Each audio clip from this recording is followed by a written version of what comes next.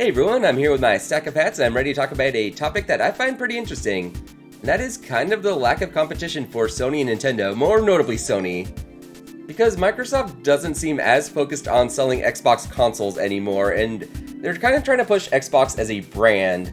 Like, they've acquired all those studios, Activision and Bethesda, and everything's kind of just under an Xbox umbrella, and they're pushing Game Pass.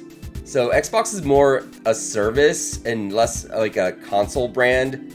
At least that's my understanding of what they're doing here, and that's kind of made them less of a competitor in the console market. And I think competition's a good thing. I think Sony needs more competition here. The PS5's been outselling the Xbox Series systems at a ratio of like 5-1 or something crazy like that. Like, it's so far of a lead, they're not even really competing much anymore, and I think Sony needs competition.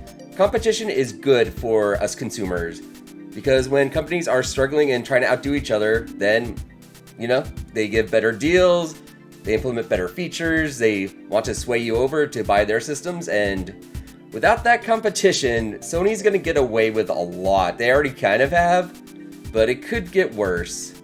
So, and I'm a Sony fan, just to make that clear. I have a PS5, I've been playing a lot of Astrobot, I love it, but I want Sony to compete.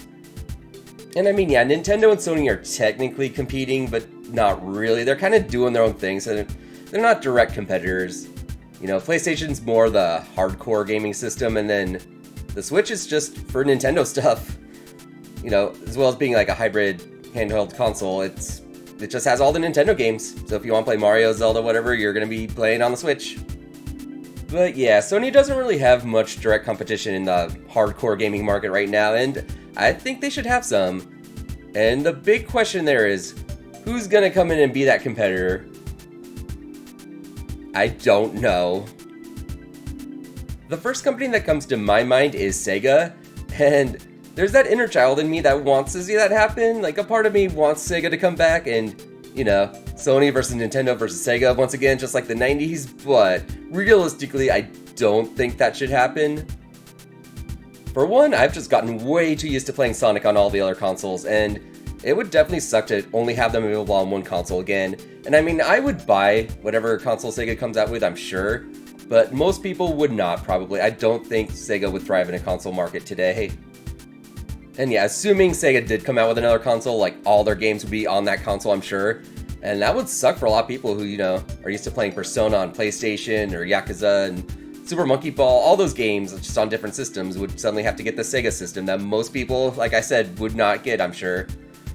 Because yeah, outside of the Saturn exclusively in Japan and then the Genesis, Mega Drive, and the rest of the world, their systems haven't really sold all that well, all things considered. And Sega should probably just keep doing what they're doing. I think they've been on a roll lately, actually. Sonic Shadow Generations has been great, and it's just been confirmed the new Virtua Fighter's coming out, hell yeah. So yeah, Sega should not enter this console market. I just had to bring them up because, that's something people have been wanting that I've seen online. I've seen so many requests for the Dreamcast too, and I would love that too, don't get me wrong, but realistically, that should not happen. Another company that comes to mind is Valve, and they technically have a game system out in the market right now, the Steam Deck, and it's not really in direct competition with the Switch or anything. Some people like to say it is, but it's really not. But for what it is, I think the Steam Deck's really cool. I don't own one myself, but I've played around on some friends' Steam Decks, and yeah, I really like it. Yeah, maybe if they theoretically did something like that for the console market, kind of like a Steam integrated thing. I know they did the Steam Machine a while back, and I never played with it myself, so maybe that's exactly what I'm describing now. I don't know, but, something that's, like a home console for the filthy casuals like myself who just want to plug something into the TV and play and don't want to bother with all the configurations and stuff. Yeah. It's hard to say if that would be in direct competition with Sony enough, because that would still possibly be a more niche thing. I don't know. I don't know how mainstream this theoretical Valve system would be, but I could see them coming in the console market. And another company that's recently tried and failed spectacularly is Google with Stadia. And yeah, I was one of the people who was laughing at Stadia, thinking it was a terrible idea. But if they do it right, I'm not gonna say it can't be successful. I don't want to be too crotchety old man about it and be like, oh, streaming games will never take off, it'll never be popular. they only have to be played download on a system or from a cartridge. Oh, that's the only way. Because I don't know, it could take off, it could become a thing. Google just has to do it right, and they did not do it right with Stadia. If Google comes up with a system that actually works for the mainstream audience, I could see a streaming service actually compete. Admittedly, I still probably wouldn't be too interested unless they really made it seem amazing, but I could see it happening. I just want to throw that out there as a possibility. Another really big company I'll just throw out there is Apple. I don't see this happening, but they've technically released a console in the past. Y'all remember the Apple Pippin? I sure don't, but they have. There's precedent there. And I mean, you could argue that they're already kind of in the console gaming space with their Apple TV, but that's just really mobile games that you play on a TV, so I don't count that as being the same thing, but it does reach a mainstream audience, but it's not the same. I do think if Apple were to theoretically make a next generation console, the specs would just be amazing. I'm sure it would be insanely priced, but it could compete. There are a lot of Apple fans out there, so that could give Sony some good competition. I don't see this happening, but I felt like I had to throw them out there.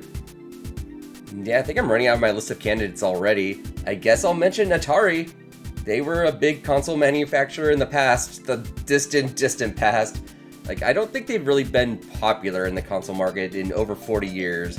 I think they were kind of a one-trick wonder with the Atari 2600, and unless I'm mistaken, I don't think any of their consoles after that did that well.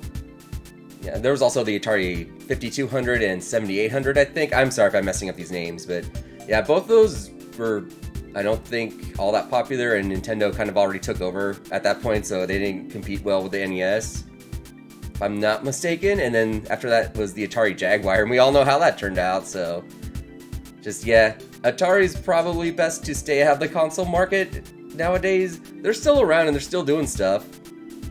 Yeah, they're actually reviving their super old series, Yard's Revenge, with, I think it's called Yard's Rising, and that's really cool that they're doing that. So you know what? Keep doing what you're doing, Atari. I don't even know who else to mention, really. It could just be someone who has no prior history of console manufacturing, just comes into the market. I mean, that's how PlayStation and Xbox happened. Sony and Microsoft were like, let's make a system. And there are other examples too that didn't go as well, Panasonic and Philips. And on to that point, as much as I want competition, things should not be like they were in the early 90s, because holy crap.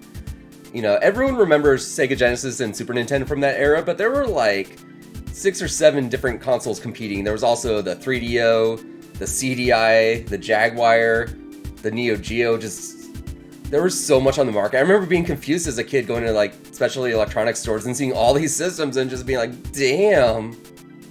But yeah, I don't know. I think that about wraps up what I want to say. So what do you think? Do you think there needs to be more competition in the gaming space now? And if so, who do you think should come in? Are you rooting for one of the companies I mentioned to come into the console market? Or maybe someone I haven't mentioned? Let me know what you think. Well, thank you for watching, and I hope you all have a hat-stacking good day.